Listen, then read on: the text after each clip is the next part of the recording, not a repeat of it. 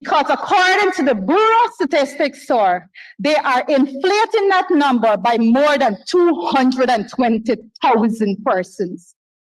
These are the real questions that we need to ask in this house today. Though these numbers are alarming, they are even more alarming when we remember that the PPP plan to stay the course. So we will expect a higher debt burden coming in the future. This is criminality, as my colleague puts it over. Mr. Speaker, we must look at the overdraft, sir. It is extremely important to look at the overdraft. The PPP continues to be dishonest about the overdraft, and more particularly, the overdraft that they inherited. This is the third budget, sir, that was presented in this house, in which the honorable member, Mr. Ashley Singh, dishonestly stated that the domestic debt ceiling. Okay. 3 times I could have interrupted you, but you have to right now, you have to withdraw dishonest. You're imputing. The right? ingenious would suffice, sir. So go ahead, let's get your presentations going good so far. Thank you, sir. He's economical with the truth, sir.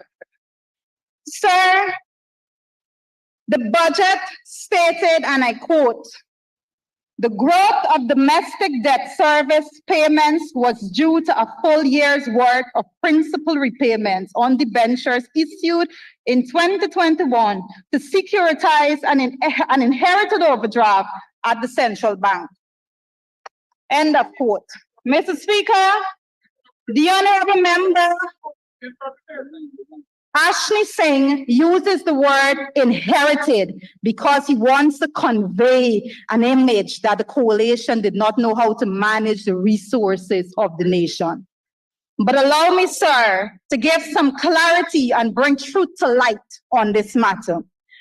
Mr. Speaker, it was in this very house, the Honorable Ashley Singh was asked what was the overdraft the 2nd of August, 2020, when the PPP took office. And he responded and said, and I quote, "The end of December 2020 overdraft balance $116.6 billion on the consolidated fund account represents a deterioration of $47.9 billion compared to the 2nd of August 2020 overdraft of $78.7 billion. End of quote. Mr. Speaker, the APNUAFC coalition had an accumulated overdraft of $78.7 billion over 5 years. The PPP government, sir, racked up an overdraft of $47.9 billion in their first 5 months in office. But that doesn't end there, sir. The domestic debt repayment that Dr. Singh, honorable member, is referring to speaks to an overdraft of $200 billion because the PPP, sir, further racked up the overdraft. And on the 28th of May, 2021, they issued $200 billion of debentures to cover this overdraft. So in 9 months of the PPP being in office, they were responsible for an overdraft of $221.3 billion. So the PPP can't come here in this house and speak about an inherited overdraft, sir, when they are responsible for $121.3 billion in overdraft in a 9-month period, sir. Those are the facts.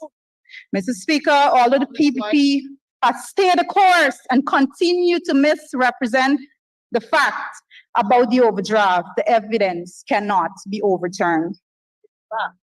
Mr. Speaker, as we look at Budget 2024, it is important for us to do a comparison as to what happened under the coalition and what is happening under the PPP.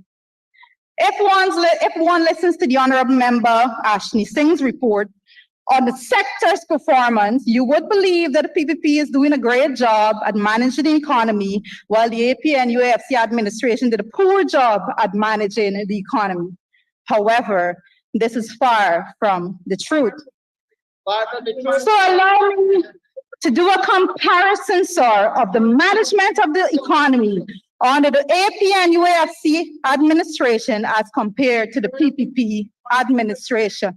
And to be fair, sir, I will do a comparison between the coalition's last full year in office, which is 2019, and the PPP's last year in office, 2023.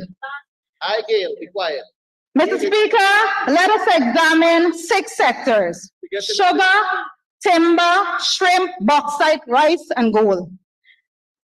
And the foreign earnings received in this country by each of those sectors, sir. Let's start at sugar. The PPP love to do comparisons, so Mr. Hamilton, this is for you. It was reported that the sugar growing sector is estimated to have grown by 28% in 2023. Sounds good, right? In 2019, the foreign earnings from sugar was $27.7 million, while in 2023, the foreign earnings from sugar was $24.9 million. $2.8 million less was received in 2020 under the PPP stewardship than was received in 2019 under the APN UAFC administration. Those are the facts. Let us look at timber. The forestry sector is reported to have expanded by 5.4% in 2023. Yet in 2023, the foreign earnings from the timber sector was $20.5 million compared to $33.7 million in 2019 under the APN UAFC coalition. A difference, sir, of $13.9 million. Mr. Speaker, I hear the honorable member, Mr. Shearers, talking about gold. We're getting there, honorable member. Hold your heart, please. Hold your Let us look at shrimp, sir. Shrimp production was reported to have expanded by 61.1% in 2023. Anyone listening to this report from the honorable member Ashley Singh would think that the shrimp sector is doing better under the PPP than it was under the APN UAFC administration. But again, far from accurate. In 2023, the foreign earnings from shrimp was $61.7 million. And in 2019, wait for it, in 2019, it was $76.3 million. Under the PPP, in 2023, the foreign earnings from shrimp was $14.6 million less than it was during the coalition's last full year in office in 2019. Those are the factual numbers. Bauxite now, sir. It was reported that the bauxite mining industry has contracted by 20.4% in 2023. In 2023, the bauxite mining industry's foreign earnings was $79.6 million. But when compared again, sir, to 2019, foreign earnings of bauxite was $127.1 million. $1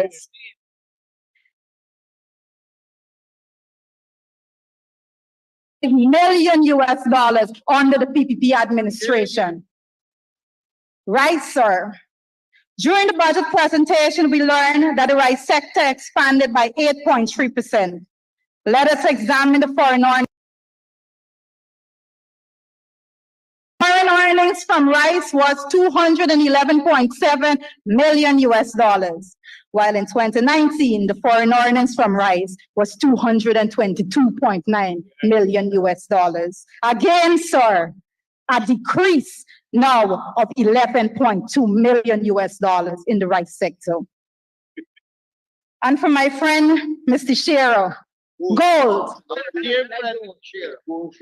The gold mining industry reported a contraction of 11.2% in 2023, resulting in the foreign earnings for gold being $808.6 million in 2023. In contrast, in 2019, the foreign earnings from gold was $876.6 million US. In short, the PPP is reporting that under their stewardship, the gold mining industry brought in $68 million US less than the APN UAFC brought in 2019. Those are the facts. Mr. Speaker, those 6 sectors under the APN UAFC administration in 2019 brought in $158 million or 32.9 billion Guyana dollars more than the PPP did in 2023. The PPP is mismanaging these important sectors as they focus heavily on oil. And they are racing forward in the direction of the Dutch disease, and they don't like us to speak about that sort. Prudent management of the economy was well established under the APN AFC administration. You cannot come to this house and dispute those factual numbers, sir. So when I read the headline in the Guyana Times that stated, leading Guyana to prosperity required a Herculean task of correcting the APN UAFC's wreckage, I was convinced that the PPP is getting high on their own supply of propaganda. Mr. Speaker, the numbers don't lie. $42.9 billion more was received in foreign earnings in 2019 than in 2023 under the PPP. After 3+ years of the PPP in office, they cannot even bring these sectors back to the level at which the APN UAFC left it before they took office in 2020. So they cannot come to this house and try to lecture us about management of the economy. If the PPP stay this course, sir, it will mean that our country is in serious, serious trouble, particularly our non-oil sector. For those of you who don't know, the oil sector has an expiration date. Whether it be 20 years, whether it be 30 years that the world's largest oil exporters have targeted for their plan to become carbon neutral, the industry is not going to be a cash cow forever. When the children of today becomes the parents of tomorrow and have children of their own, what we have today for oil resources will not be available the same way for them. The importance of protecting the development of the non-oil sector cannot be overstated. And I have clearly outlined the best management of the non-oil sector was under the APNU AFC administration. In spite of this fact, rather, sir, we are now witnessing the contraction of every major sector this country isn't oil, rather, or is not directly dependent on oil. A textbook example of the Dutch disease. Safeguards which the coalition government had put in place to protect the state against Dutch disease are being dismantled. All oversight of the Natural Resource Fund gone. Saving being kept aside for future generations will be depleted with their management. But the Guyanese people can rest assured that when we return to office, the non-oil sector, the part of the economy which we all are a part of, the part of the economy that puts a roof over your head and food on your table, will be restored to prosperity as it was under the APN UAFC coalition government prior to 2020. We will have to cure the PPP's Dutch disease. Mr. Speaker, when I excite Ms. Teixeira, I know that I'm getting under her skin. Mr. Speaker, as we analyze the years of failure that has been characterized by the PPP's current term in office, we must take time to measure the opportunity cost of their mismanagement. So let us move our focus to the very important question of what could have been. In the period 2015 to 2019, the APNU coalition government, and this is in dire need of repetition, sir, spent a total of $1.2 trillion. After the budgetary period comes to an end, the PPP would have spent $3.25 trillion in the period 2020 to 2024. A difference of roughly 2 trillion Guyana dollars. And that's excluding, sir, the many supplemental papers that we know that they'll be bringing to the House during the course of the year. One can't help but wonder what this increased spending could have achieved, what it could have done for the ordinary Guyanese man and woman. $2 trillion, sir, if you break it down per Guyanese family, would bring you to 9.5 million Guyana dollars. It doesn't take anyone with a university degree to understand how life-changing $9.5 million would be to the ordinary Guyanese man and woman, and more particularly, sir, to the most vulnerable persons in society, some of which have to live and suffer the indignity of being in poverty. $9.5 million per family, sir, could have given them a decent roof over their head, a car to drive, sir, and with the coalition's policy position of higher education for free higher education for everyone at the level of the university, it would have made very well sure that their children and future generations would be lifting the standard of living. This is the Guyana that we should envision. Mr. Speaker, all this could have been done while maintaining the rapid infrastructure development program that characterized the coalition terms in office without a cent of oil money. This is the opportunity cost of having the PPP administration in office, sir. The resources needed to give every Guyanese the life they dreamt of is finally here.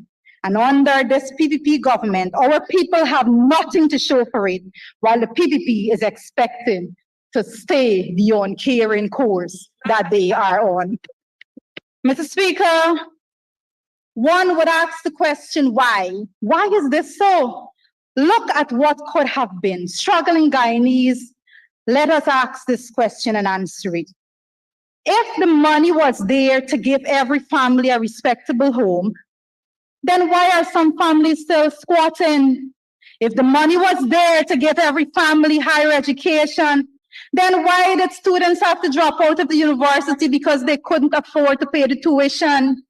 If Guyana is so wealthy, then why are thousands of families living in poverty today?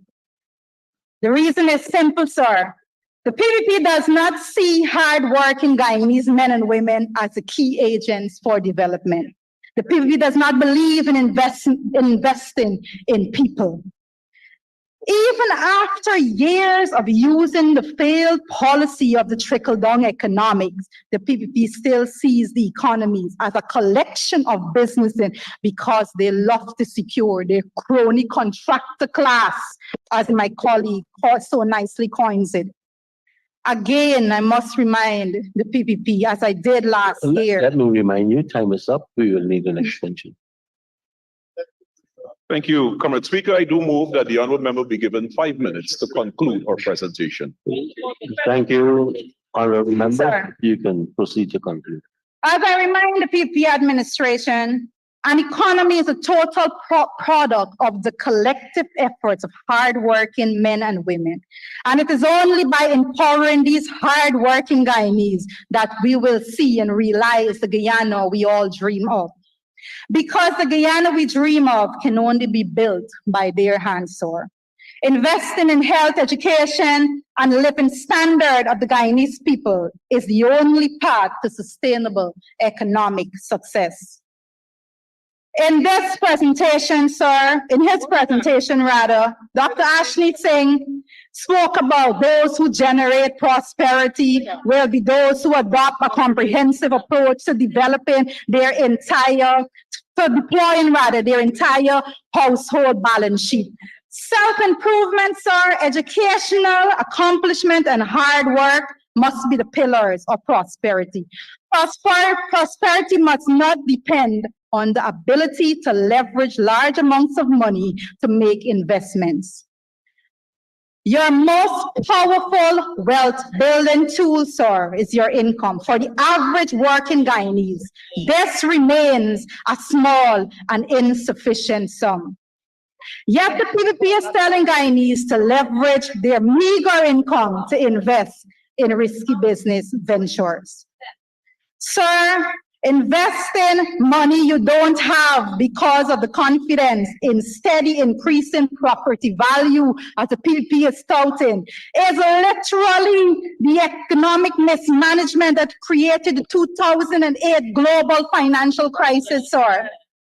Yet in spite of the many dangers of borrowing against inflating property values, the PPP minister responsible for finance stood in this National Assembly and said, those who generate prosperity will be those who adopt a comprehensive approach to deploying their entire household balance sheet. Being reckless with the nation purse, sir, is one thing, but advising Guyanese to be reckless with their meager purse is a whole new load. Guyanese must know that under the coalition government, those who generate prosperity will be the thousands of Guyanese who work hard and honestly. Under the coalition government, those who generate prosperity will be those who invest in educating their children with university education absolutely free, sir. Under the coalition government, those who generate prosperity will be those who grab at every opportunity for self-improvement and development, and not those who are called into meetings at the dead of night to cut backroom deals, sir. Yes. Because we believe that the hardworking man and woman is the core of Guyana's economic engine. Because we believe that making our workforce more productive is how we develop our economy sustainably, sir. Yes. We are not going to sit back and let the PPP run this economy down further than they have already done. Because we will invest in you and your children. Trickle-down economics have no place in Guyana's governance, sir. And in closing, sir, with the rising cost of living that Guyanese are facing, Budget 2024 has been the biggest disappointment from the PPP thus far. With old age pension and public assistance increasing by $3,000 and no increase in the minimum wage, the PPP government has proven time and time again that they do not care about any project or policy that would see the masses raising their standard of living and enjoying a better quality of life. Instead of a government of people, for the people, and by the people, we now have a government for some of the people, and we all know who those people are, sir. At the end of 2024, with the fourth oil budget, there will still be people living in the indignity of poverty in Tiger Bay, and Plastic City will still be there. 2020 to now has been a struggle. 2020 to now has been a struggle, sir. But I will say this, as a songwriter, Sam Cooke said, sir, it has been a long, long time coming, but I know a change will come.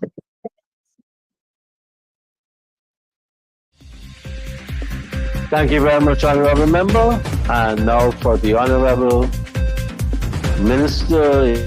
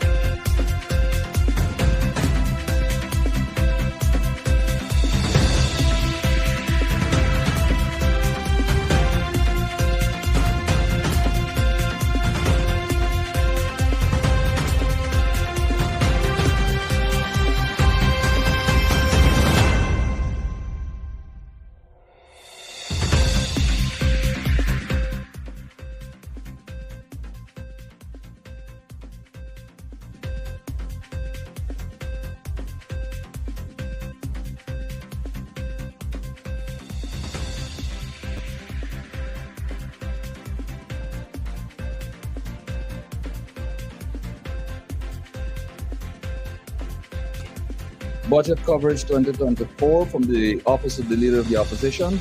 My name is Mervyn Williams.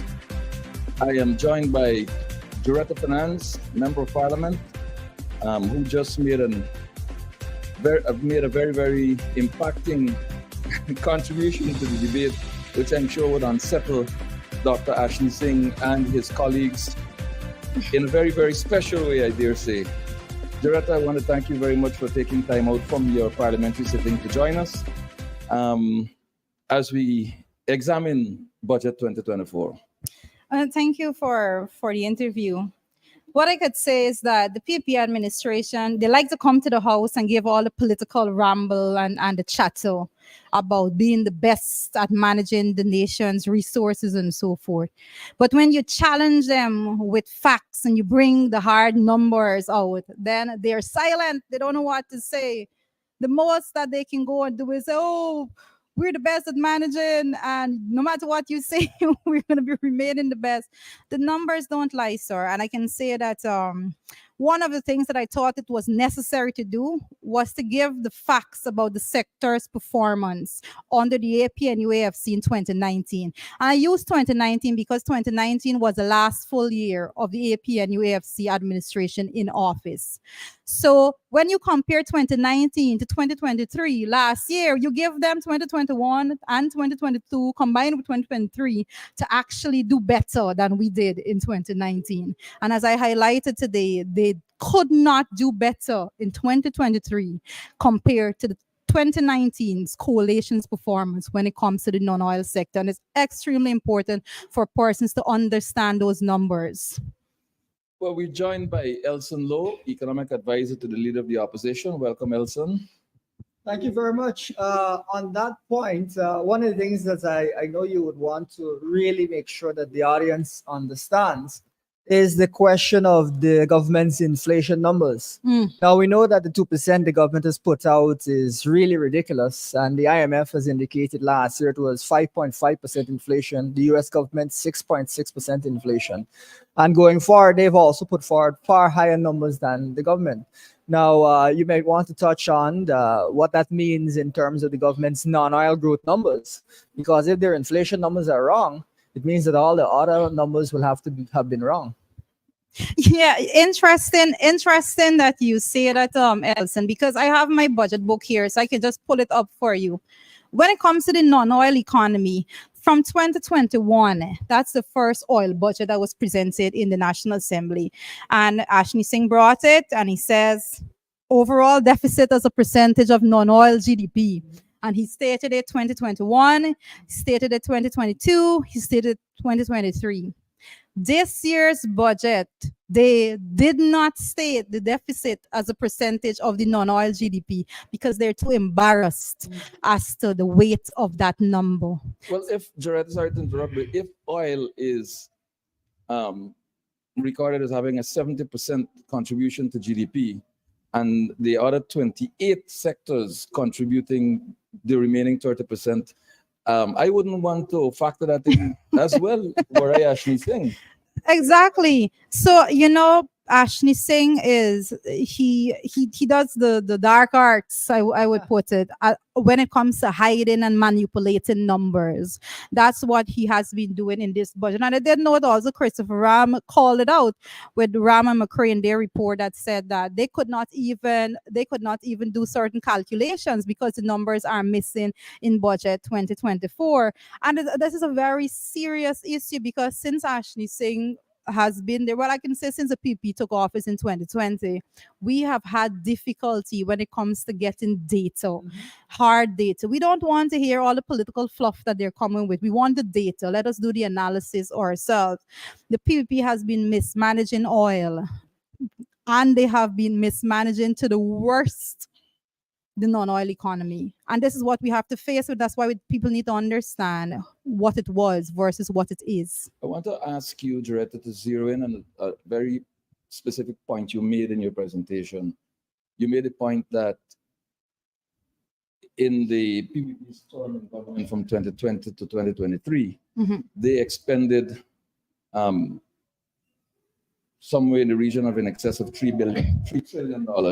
At the end of 2024, it would be in excess of 3.25 trillion. Precisely. Now, you compare that to the APNU AFC's expenditure for the entire term in government Correct. being a mere 1/3 of that. 1.26 to be exact. Right. So I'd like you to expand on that point from the perspective of what went into development in the 5 years of the AP and UFC in government, the accomplishments versus the obvious failings of the People's Progressive Party in their 2 years that you. It's important that persons actually have that conversation a lot, because the AP and UFC coalition government understood that we were going in the direction of having oil resources, but we also understood that it was necessary and it was extremely important for us to manage the non-oil economy, because this is a pillar on which Guyana will have to sustain itself in the future. Oil resources, and I did make note of that, it's going to end at some point. So the AP and UAFC administration puts a lot of effort in those sectors like gold. And you can go back to the numbers. It was under the AP and UAFC administration that gold had the highest declaration ever. These things are not just magical. A lot of work. Rice has had the highest production ever. I believe it was in 2018. It was the highest ever recorded in the history of our country. And instead of the PP administration actually building on those strengths, since they came into office, gold has started to decline. And I have been talking about this because we understand why the declaration of gold is on the decline. And we more so understand why the administration is doing absolutely nothing to curb that problem, because they want to appease a specific set of persons within the industry. And they can't mash on certain toes because that's how they sustain themselves.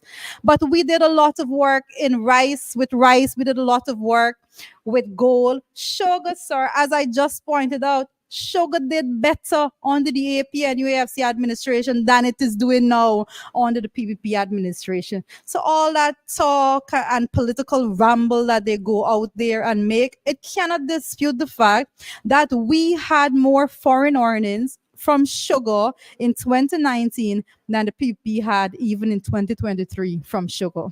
One thing that I think you're pointing out, which is really useful for our viewers to take note of, is the question of foreign earnings. You've mentioned rice, sugar, gold, some of the biggest earners of foreign exchange. Timber. Absolutely. Yes. And I don't know if you want to comment on the fact that we've had a foreign exchange shortage for in excess of 2 years. We've heard the Private Sector Commission, the Georgetown Chamber of Commerce complain about this foreign exchange shortage.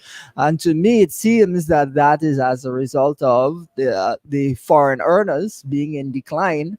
And I can't imagine that the PVP is going to want to let the Guyanese public know that they're spending all these monies and the main foreign earners are in decline.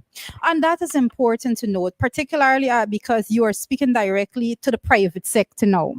Right? Because the PVP always boasts and touts to be engaged with the private sector. And speaker after speaker, they will speak about it. Oh, well, private sector and them are such good friends. And why are you doing this to the private sector? It's a serious issue and it is a fact.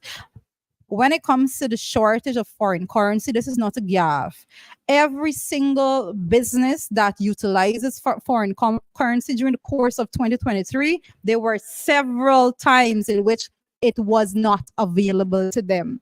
And Ashley Singh needs to be very honest as to what they are doing and the reason why they're doing it. The Bank of Guyana needs to be providing those information. Well, they do provide those information. So Ashley Singh, you needs to be reporting those information that the Bank of Guyana is providing for them, because you would understand that the PPP has policy directives in place that they need to do things, and I can say this also, they will even do things that are inflationary in nature, and it will affect even the private sector that they so claim to love and adore. Juretha, taking a look at other crops and its contribution to GDP Yes. at somewhere in the region of 5%. Mhm. And gold is contributing now, having contracted the way it has, to only 2% of GDP, while sugar has not managed a single percentage contribution, not a full percentage point. Rice, on the other hand, has managed 1%. And so it appears as though the agricultural sector in itself Mhm. is not getting the kind of support from the government that it requires to stay afloat, so that the cost of living that we are talking about can be addressed in a really impactful way.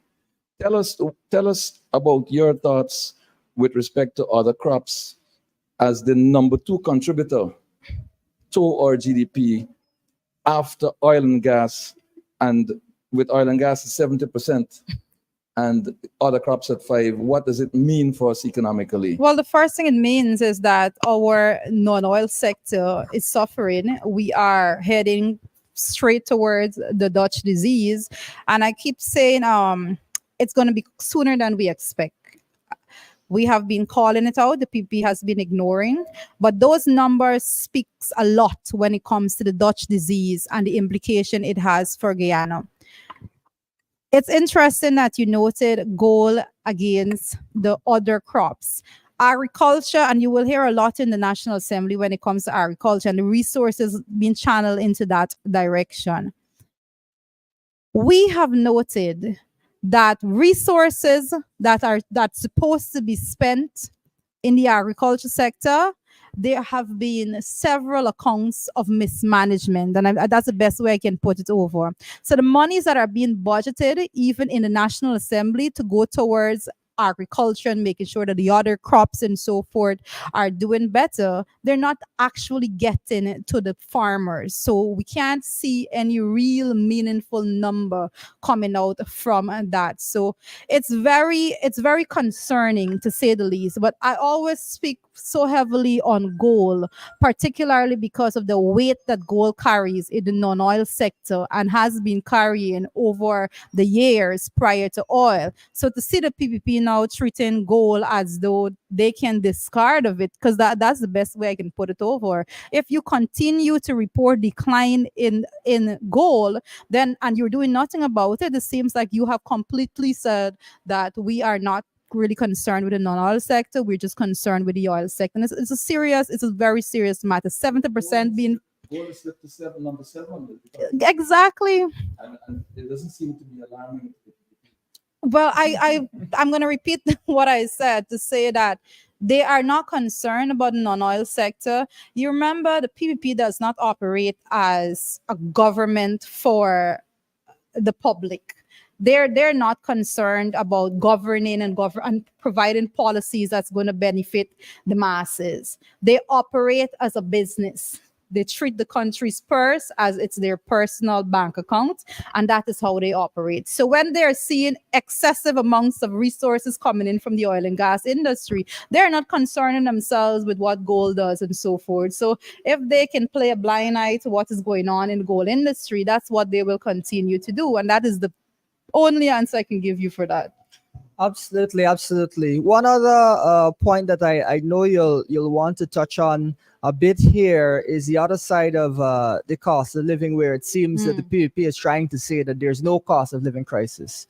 Now, even when it comes to their numbers for other crops, if they're saying 2% inflation when it's really 6%, then that number is a far lower growth number, first things first. But the second thing is, for them to be adopting that kind of approach where they're saying there's no real cost of living crisis. Talk to us about how that has impacted their lack of allocations. I can't even say allocations to fighting the cost of living crisis. I have to say the lack of allocations for fighting that crisis. Well, first of all, you wouldn't. I don't expect the PP administration, the ministers in government and the likes thereof, to actually understand and see that there's a cost of living crisis when they are being served in bed, and the resources that they're enjoying does not allow them to actually have to go to the market. These people don't go to the market. They don't even, probably don't even know where it is. All right. So they will not understand what real people and Guyanese are facing every single day. But when it comes to the cost of living measure, the other cost of living measure, they budgeted $7 billion. And I said to persons that last year they budgeted $5 billion. Persons suffered from January to December. And what they did was use the money to prop up the December salary, because they don't want person to say that, oh, we're not getting it then. But and I have serious concerns with that, Elson, because when they prop up December salary, we understand traditionally that December persons get paid and it's a Christmas season. So they directly withhold this money to make sure that when they give it, it is indirectly being channeled back into their friends and colleagues' pocket out there. So when you see the $7 billion, it's not going to come in January, February, March, way up to December. You're going to hear them come forward and try to have it. And I say they're dangling it like a carrot in front of you. Oh, we put $7 billion to you, so you keep going along, Mary. Every month you're hoping that you're not going to get it. It's not going to be there until December. They're going to use it to help prop up your December salary, because they know that the allocations and the actual wage and salary increase is going to be just as poor this year as it was last year. So they need to have a little bit of money to prop it up, a one-time off kind of affair. Thank you very much, Juretha. We have been speaking with Juretha Fernandes, Member of Parliament and Shadow Minister of Finance in the National Assembly of the Parliament of Guyana. We will speak with Juretha again in the course of the debate. But for now, thank you very much, Juretha, for your time. Thank you so much. And we'll take a very, very short break, after which we'll be joined by Mr. Roysdale Ford, Senior Counsel, Member of Parliament, and Shadow Minister of Legal Affairs and shadowing the Attorney General.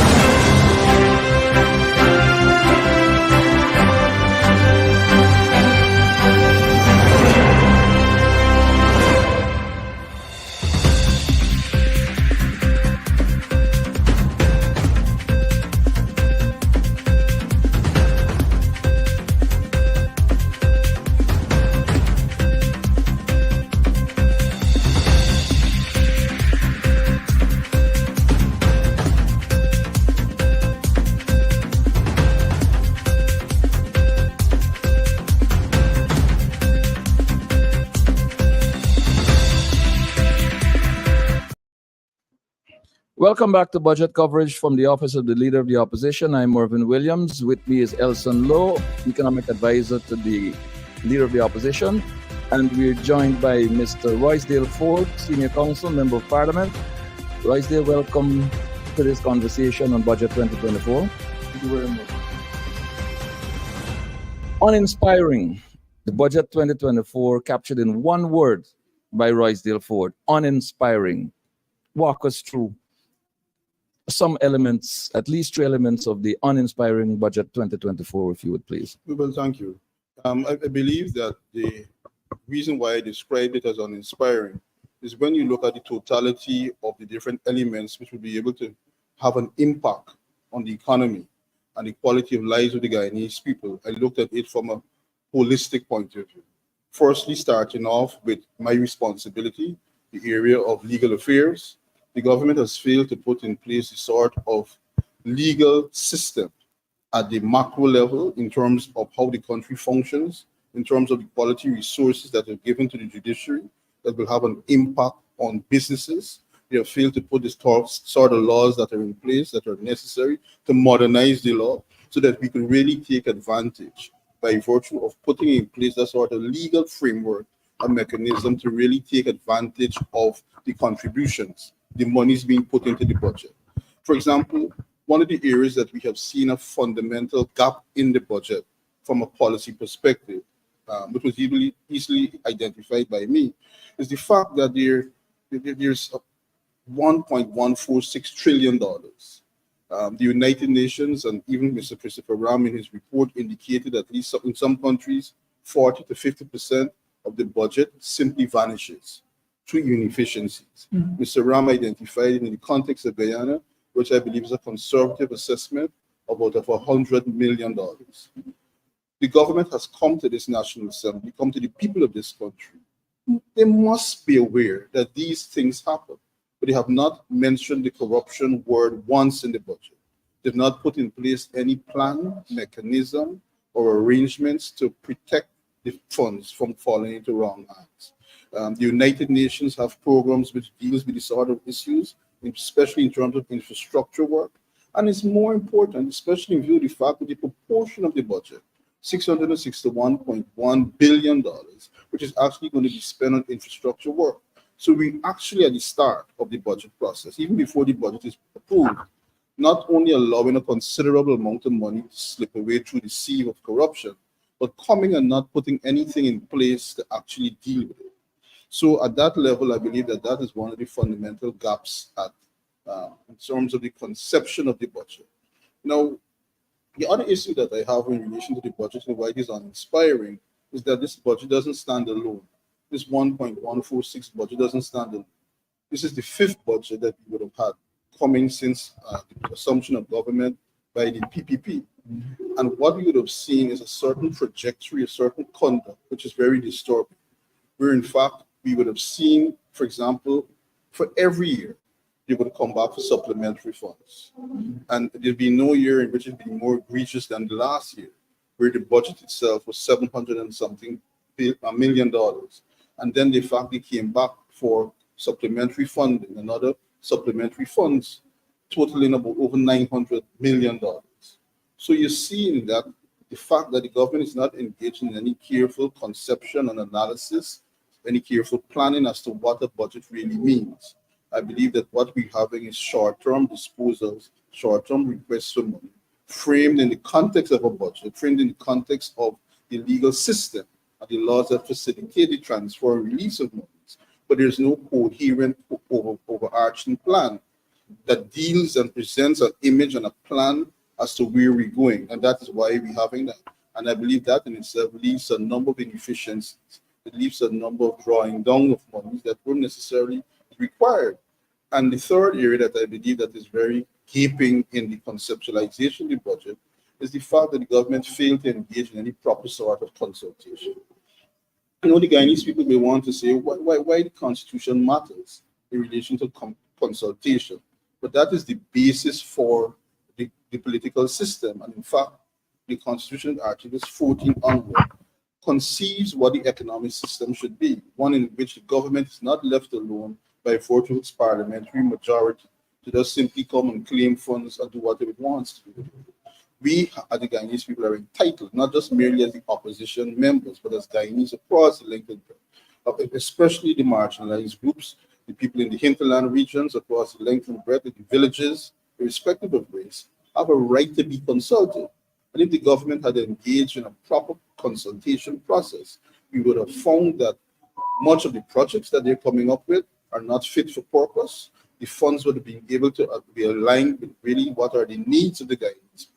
So I believe when you look at those three different areas, or those three different issues, that is why I concluded that the budget is quite uninspiring.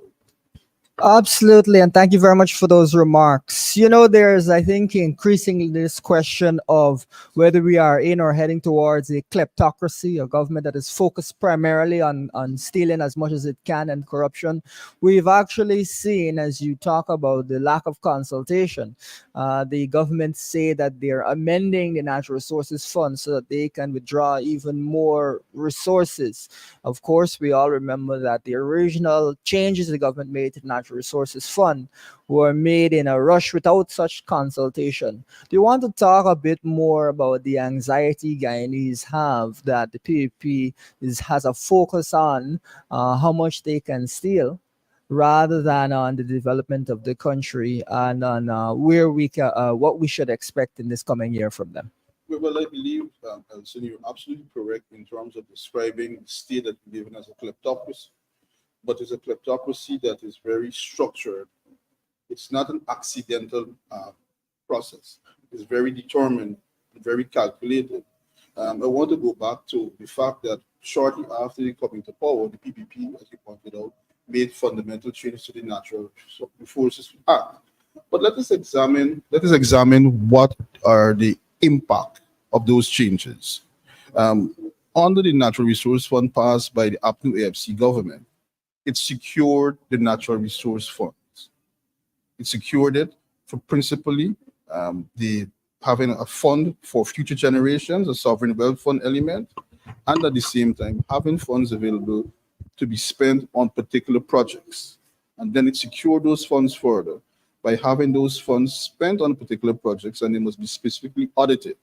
Then there was another layer, which in fact, before the funds could have been withdrawn, it had to pass a test by a committee established under the Act to determine whether those funds should be withdrawn, whether the amount should be withdrawn, whether it was required to be withdrawn. Otherwise, it would have been left in the fund.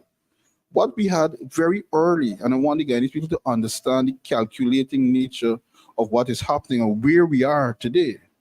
The government changed that law to put in place a schedule of withdrawals, abolishing the need for any test, any position, any articulated view by experts as to the impact this was supposed to be having on the economy. And the reasons why these things were important was to prevent the impact of the Dutch disease on the economy. It was a mechanism to secure the likely impact of mismanagement by the government, as we're seeing now, the breakdown of the societal systems, the increase of runaway inflation, the fact that the government is now basically, even though they have the resources, are really inverting the process by refusing to pay the citizens significant improvement in their salaries, but to put it into areas where it ought not to go in relation to infrastructure. And I've already pointed out in our brief conversation that under the infrastructure sector, significant amounts of money will simply go missing. So what we're likely to have over the years, I believe, is an intensification of the plunder of the natural resource funds and as the budget as a whole on the budgetary sums that would have been allocated. Because we don't have, starting from the natural resource fund, any control, and the government is not acting in a very irresponsible manner. We ought not to fool ourselves to believe that this significant and large budget will not prevent or should prevent the government from coming back for further funds. I believe that they will be here in a matter of months again, and we will run this up to about $2 trillion or more by the end of the next fiscal year. Royce, I want to take you back to your presentation.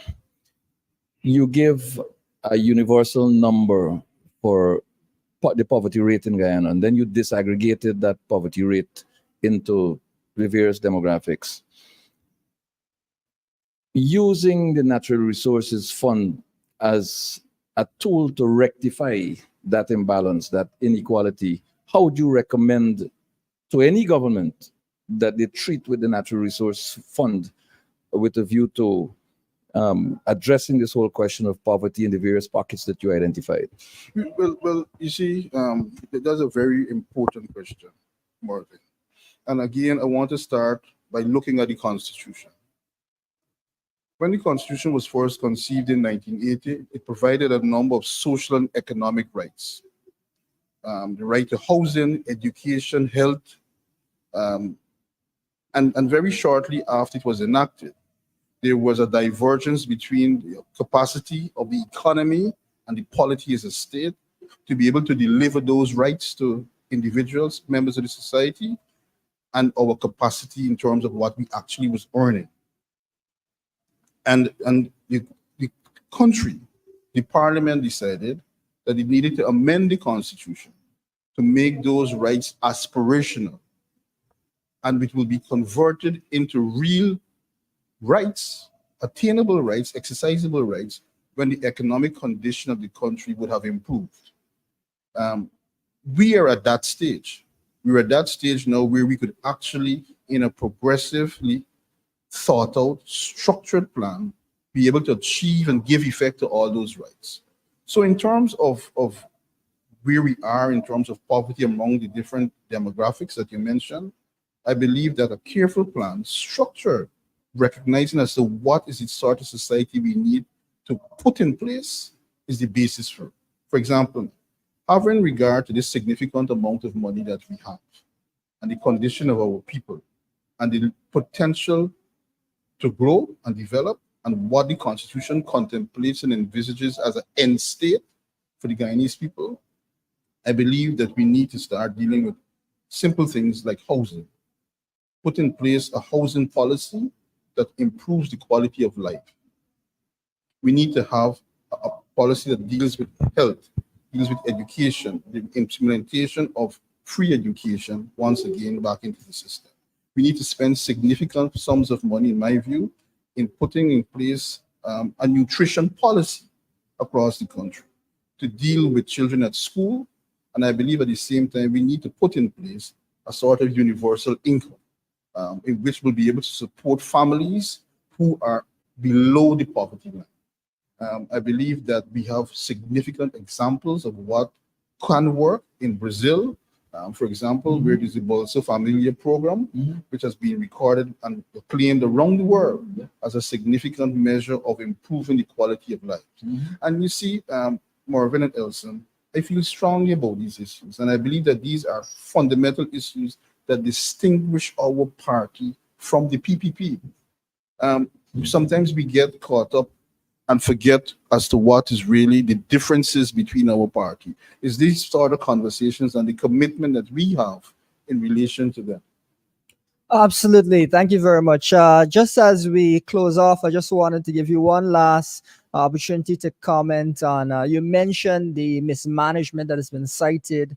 The study that was done indicates 41 cents off of every dollar, which is a titanic amount of money, in excess of $1 billion. But really the question is, why is it that the PAP is not taking the measures that we have outlined as an opposition, hiring people, hiring consultants, hiring experts, hiring thousands of young people to help them to manage and to increase the efficiency of the economy? What are your thoughts on Elson, I believe that it is simply because they want benefit as a political party and your friends and your supporters from having access to those sort of funds in an unregulated and unsupervised way. I believe this, as I said earlier, this is not things happening accidentally.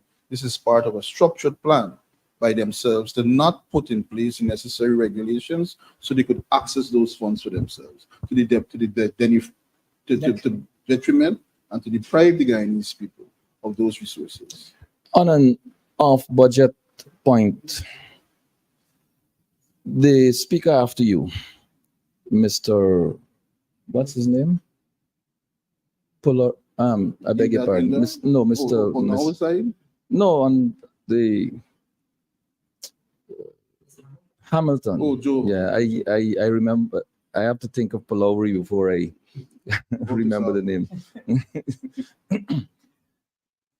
I listened in part to this gentleman's presentation. You spoke of governance, and here was a minister of government who commandeered, hijacked, took away property from a cooperative society and converted it to government's use. It now houses the Ministry of Labor on the Essequibo Coast at Anna Regina. It was once the property of a cooperative society. Ipadaji had equipment inside there. The government took everything and converted it to whatever purpose they did. When you look, and I reflect on your word, uninspiring, when you look at these uninspiring personalities who have done things to bring suffering to ordinary Guyanese, in pursuit, in this instance, of cooperativism, which is the bedrock upon which the Cooperative Republic of Guyana was constructed. Should Guyanese people pay any attention to what flows from the mouth of persons like Mr. Hamilton, for example? Marvin, certainly not. They should not. This is part of what is happening in the country, where not only Mr. Joseph Hamilton, but the entire band of them are not exercising their power for the benefit of the Guyanese people. They're not exercising the power in accordance with the Constitution. They're utilizing the state resources for themselves. They're not executing any program or policy that will result in the development of this country. You see, they're being pointing out the fact that we're the fastest growing economy, but that has nothing, absolutely nothing to do with an improvement in the quality of lives of the Guyanese people. So we continue to have that divergence. We continue to have that lack of conceptualization that I referred to in my budget presentation, where they're not paying attention to these issues in any deep and focused way.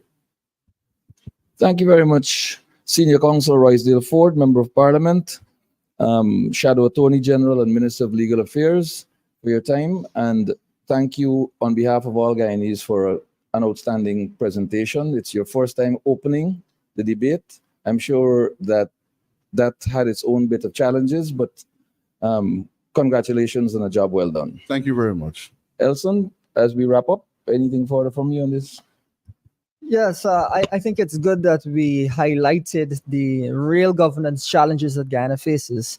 And it's important that we remind Guyanese that between last year's budget, last year's spending and this year's budget, we're looking at 10 years worth of spending from 2010 all the way to 2019 in just 2 years. And so it is even more vital that we focus on governance issues, rule of law issues, and corruption issues so that citizens can get the proper value from all of this spending, 10 years worth of value in the course of the next year. Okay, thank you very much, ladies and gentlemen, for your time. Thank you for joining us and staying the course. We'll be back with you as the budget debate continues. We will be speaking with other members of parliament representing the parliamentary opposition, which I believe speaks for in the region of 51% of Guyana's population. Until we come back to you, stay tuned, stay focused to our outlets.